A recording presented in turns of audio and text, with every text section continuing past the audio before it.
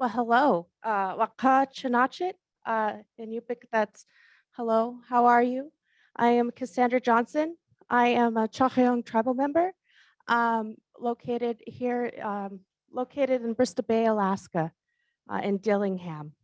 I am Gayla Hossett's alternate for Region 10 and our talk, and I have the honor of being a part of this production and tribal production.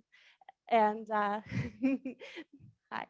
And um, I wanted to, say how beautiful that last video was, and our cultural presentations have been just gorgeous. Um, Before jumping in to the introductions, where I introduce these two lovely ladies over to my side here, I wanted to mention that the first 75 people who registered for the conference received a cultural project kit.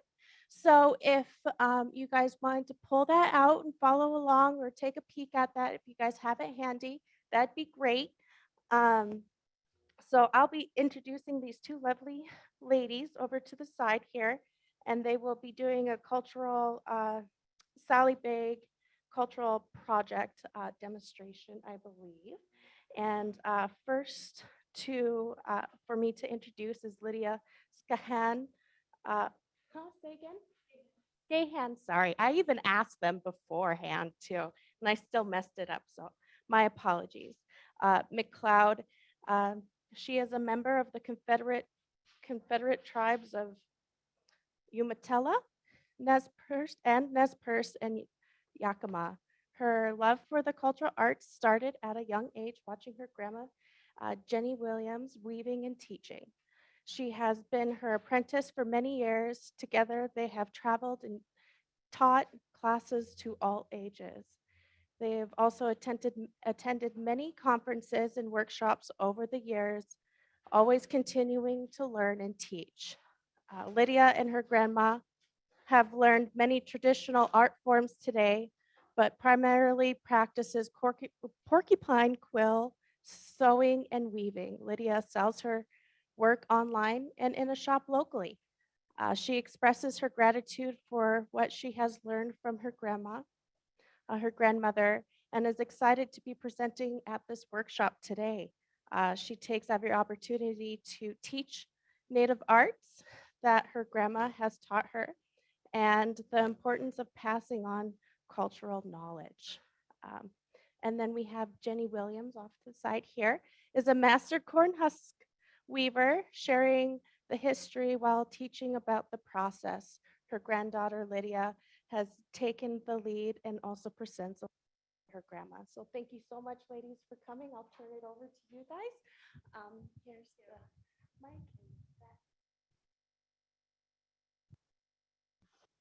Afternoon, everybody. We're so glad to be here today. And like she said, the first 75 were able to receive kits for the cultural weaving project. And so this is a bigger version of what you guys received in your kits. And what you have, this is kind of a finished one of it. So this is the size that was sent out to everybody. And I'm wearing a finished one also. So these are all miniature Sally bags, and they are made with yarn and hemp. Traditionally, our Sally bags would have been made with hand twined hemp. So we have here a piece of dog bane, and this is what it looks like before it's processed. She's not been able to be hurt. They can. She has a latch. Oh my! I thought you were saying. Okay. So, so what I have here is a piece of dog bane, and this is what the plant looks like after it's been harvested and dried. And so it is broken down into fibers here, and then it was made into hemp, which is similar to what we have today, the jute. And so our women were very resourceful in what they used. So in our area, we used a lot of dog bane and a lot of bear grass for our weaving projects. And once we started to have hops fields and different crops fields, the hops would be on cotton string. And once the hops were cut down at the end of the season, our women would gather that cotton string from the ground, and they started using that rather than making their own string. And so it's kind of evolved over the years, and now you can go to the store and you could buy yarn in many different colors, and you don't have to hand make it anymore. But we still like to partake in that process just so that we have that knowledge, and we're able to continue down passing down that practice of making our own twine. And so I was going to show a little bit of how to do the weaving for those of you that haven't done it before. So this is kind of the basket. It's come up a little bit. And so what I do is I hold it in one hand here. And so I pinch one side with my finger and thumb. And so we do what we call a half twist. And you're always working clockwise and you're always twisting towards you. So one string is going to come over the top and you're going to make a twist here. And you're going to pick up the one next to it. And we're going to continue doing this motion all the way around until you get towards the top of your basket. So you're going to pick it up. It's going to come over the top. And then you're going to pick the one up next to it. And so this one on the back here is your tension. So you can kind of pull on that a little bit, and that will make it nice and snug. And so we're going to continue doing this all the way around. And it'll probably be a little bit difficult at first. You're using muscles in your hand that you don't use on an everyday basis. And I could say I've been weaving for probably almost 20 years now. My grandma got me started when I was 6 or 7, and so now I'm 26. And so I've been doing this for a while. And so I know that starting out, it can be a little bit difficult. And like she mentioned, we do teach a lot of classes. We worked with as young as 4th grade, I think has been our youngest, all the way through to elders. And so we have a love for teaching and doing these types of workshops. And so again, I'm going to bring this over the top, and I'm going to pick up the one next to it, and then I'm going to tighten a little bit.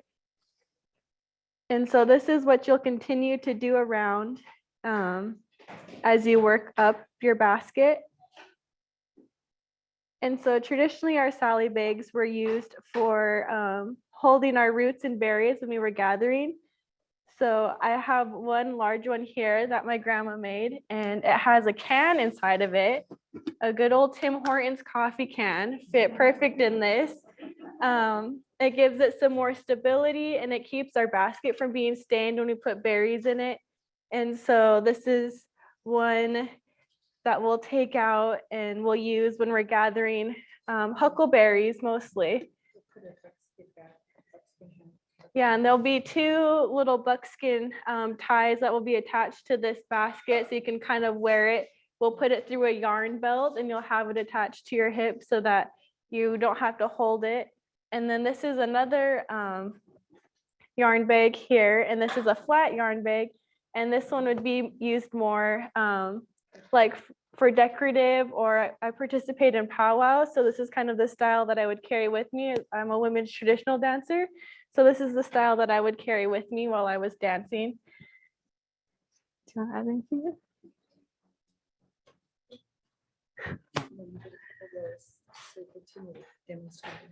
Okay, so I'm gonna keep demonstrating here this style of the yarn. So like I said, we call this a half twist, and then you're gonna pick up your string next to it.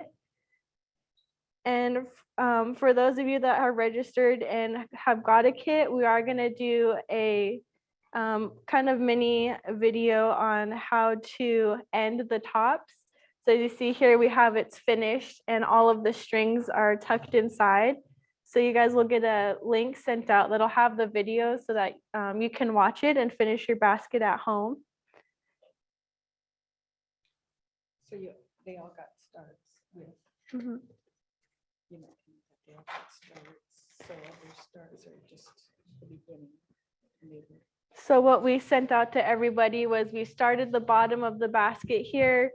And so we cut out all of these strings and we got you started on one, so that the start is usually the hardest part. So we went ahead and did all of that for those that got a packet. And what we used was variegated yarn.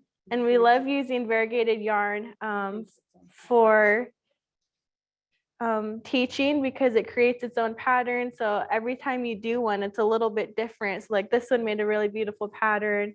This one's kind of different colors. And then this one also. So we like to use that because it's a little bit harder to switch out your yarn all the time when you're learning. So this is kind of fun. You never know what design you're gonna get, and it always turns out. And so that's what we used.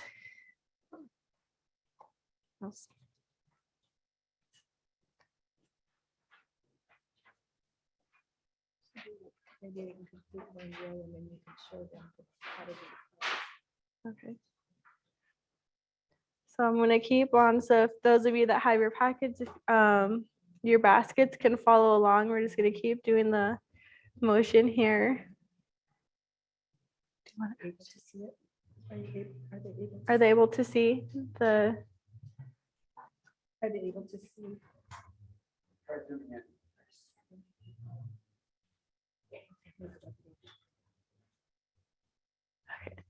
So this one's gonna come over the top, and then we're gonna pick up the one next to it, and then the back one's gonna tug a little bit to tighten. And so we're just gonna keep going around with that same motion. And what I love about weaving is it's almost like, for me now, meditative. So it's something, it's the same motion that you're doing over and over. So when I'm sitting at home and I'll just kind of pick up a basket and start working on it. And it's very relaxing to do. And like I said, I've been doing it for 20 years now, and I have also picked up a lot of different art forms. I do a lot of porcupine quill work and sewing, but I always find my way back to weaving. That was kind of the first art that I fell in love with, and I've always had a passion for. And so it's been great continuing to teach classes. We really love working with the youth and the younger kids because they're the future of our tribes. And so we love teaching them this art form, because when we first started doing this, there wasn't a lot of people in our community doing corn husk and basketry. It was starting to, I don't want to say die off, but it definitely slowed down a little bit, the number of basket weavers that we had. And so it's been awesome to see different artists from all around the area of our plateau people. So that includes, you know, us, the Nez Perce, the Yakima, Coeur d'Alene, all of the tribes kind of in Idaho and Washington, Oregon that participate in this style of basketry.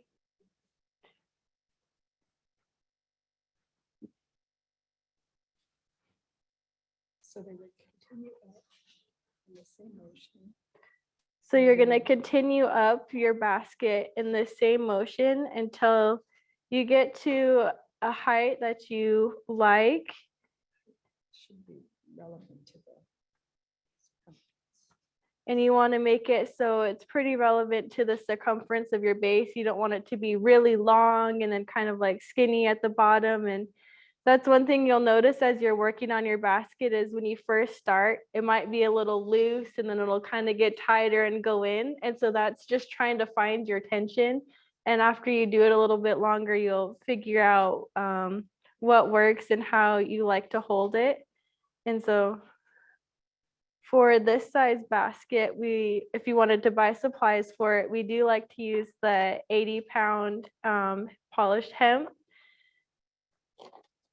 And for the size that we did for the kits, we did, what did we say, 8-inch long?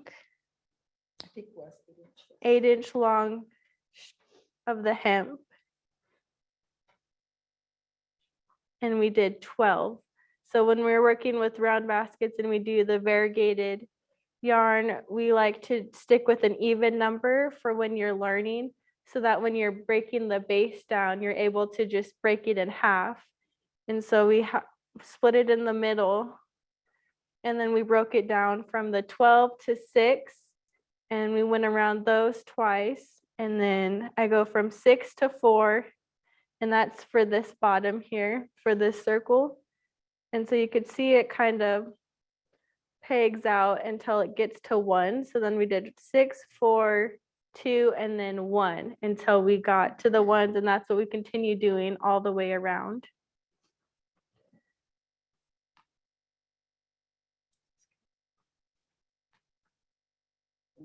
pull down and keep it. And so as Make you're sure working that's around, you also keeping- want to pull down on it a little bit, so that'll keep you from having gaps in between your rows. And you don't want your hemp to be showing through. You just want to see your beautiful yarn here on the outside. And so I kind of tug it this way and then I pull it down this way before I go to the next one. Tug and then I pull it down, and that helps keep everything tight together so the hemp doesn't show through.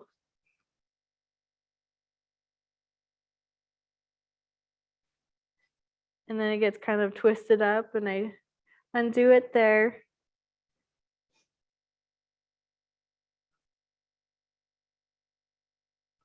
Also send pictures of them how to start.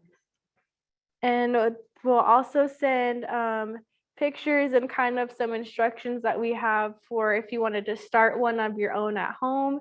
So you could kind of follow along and start it from the beginning to the end. We'll have all of that for you guys. One of the ladies that I took is going to, has made about 20 as a giveaway at her aunt's memorial. So that's always something we can think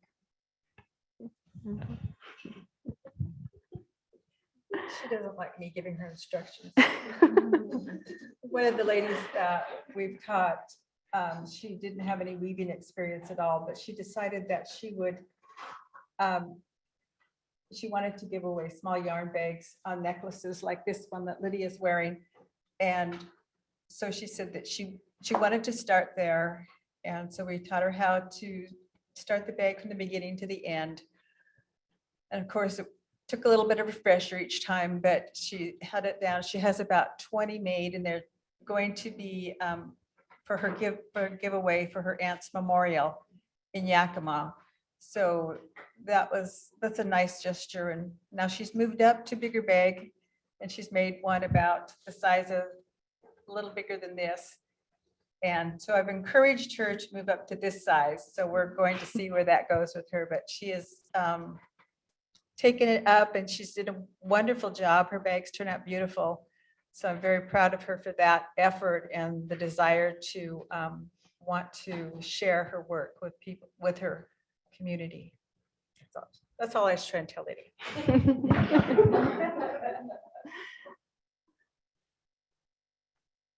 So I'm almost made it around one row here since we started on this one. And I've been trying to go in a nice motion so that you guys can kind of follow along and see how I'm doing this.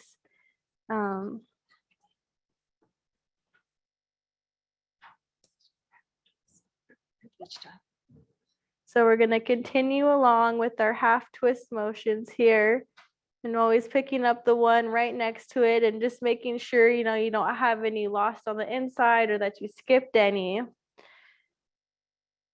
And if you skipped any, you could pick it up. But what my grandma likes is you got to go all the way back to where you dropped that one down and pick it up from there. So I'm going to keep going around here. And see, my yarn has changed different times, which I always like with the variegated yarn, is especially if I'm kind of doing this just to sit and relax and kind of at the end of the day, just having a variegated yarn so I don't have to like think of the pattern that I'm going to do or the design. It's just something that I'm able to pick up and kind of help relax and de-stress from the end of the day. I was telling her out there about how when I started when I was about 6, I have a son that's 4 and he's always with us. He wanted to come today, but he decided to stay with grandma. And we were talking about, you know, wanting to get him started soon into these different things. He loves to go out and gather with us and be outdoors. And so we want to get him started into weaving also.